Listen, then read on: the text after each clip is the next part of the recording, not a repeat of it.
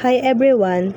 Our system is called a web-based computer laboratory inventory monitoring system with anomaly detection algorithm. So on our homepage, you'll see that we have two buttons, one for users and one for admins. Let's start with the user login. We'll try to log in first, but since we haven't created an account yet, it won't work. So let's go ahead and create one.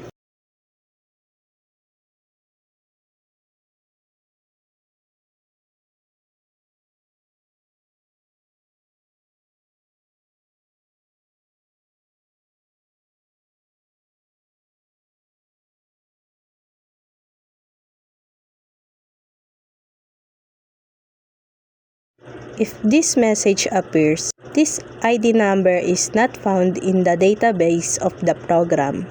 It simply means that the ID number doesn't exist in our system database. This feature helps prevent dummy or multiple accounts from being registered. Now, let's create an account using an ID number that already exists in the database. There you go, created successfully. Next, let's log in using the account we just created. Once we are logged in, we'll be directly to the user dashboard. Here, the user can see their anomaly history, which show all the unusual or suspicious activities detected by the system. Now, let's go to admin login. After logging in, the admin dashboard will appear. Here, the admin can access different sections such as ComLab, admins, user, add device, and logout. For this dashboard, the admin can add, delete, or remove computer laboratories. Each lab entry has its own edit, remove, and cancel button for easy management.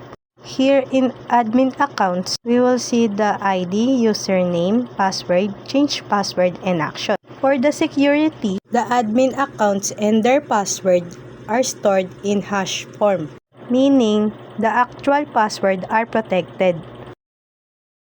Here in user management, you can see each user ID number, name, year-end section, number of anomalies they have made, and remarks indicating whether they are student or a teacher. There's also a change password and remove user account if needed. There are many registered users. We can use the search bar to filter result by user ID or year-end section. We also have filter option to display all student, all teacher, user with anomalies, or user without anomalies. Now, in add device section, this part is used for device registration. The system automatically generates a unique link for each device. The user simply copy the link to register specific device to the system.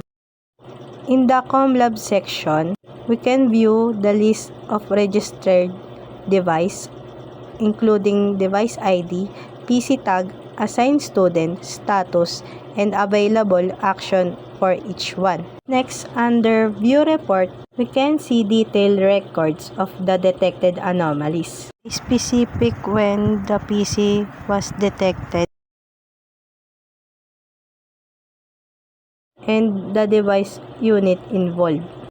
Here in View Summary section, the admin can see the overview of each computer laboratory, such as total number of registered device, total anomalies detected, and student with recorded anomalies in a specific lab. There is also a graph that visually presents the anomaly summaries for easier monitoring and analysis. Now, let's proceed to the admin side with data input. After logging in as the admin, We will start by adding a device to demonstrate the anomaly detection feature. In the Register a New Device section, enter the PC tag and select which computer laboratory it belongs to. Once done, the device will be successfully registered. If we go back to the ComLab section, we can see now the device that we just added. Next, let's log in as a user using one of the registered accounts. Here we can see that the user is currently using the PC we registered earlier. Now let's demonstrate the anomaly detection feature. For example, I plug in a mouse. The system detects this as an anomaly. In the user dashboard, the user can view their anomaly history, showing the details of each detected unusual activity. At the same time, the admin can also see this record under View Report. As we see, the user is doing plug and unplug the mouse that is anomaly detected by the system.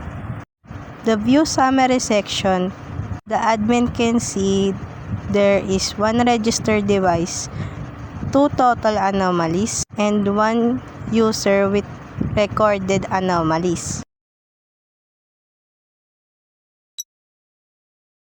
If the user has many anomaly detection, it will appear in AI notification.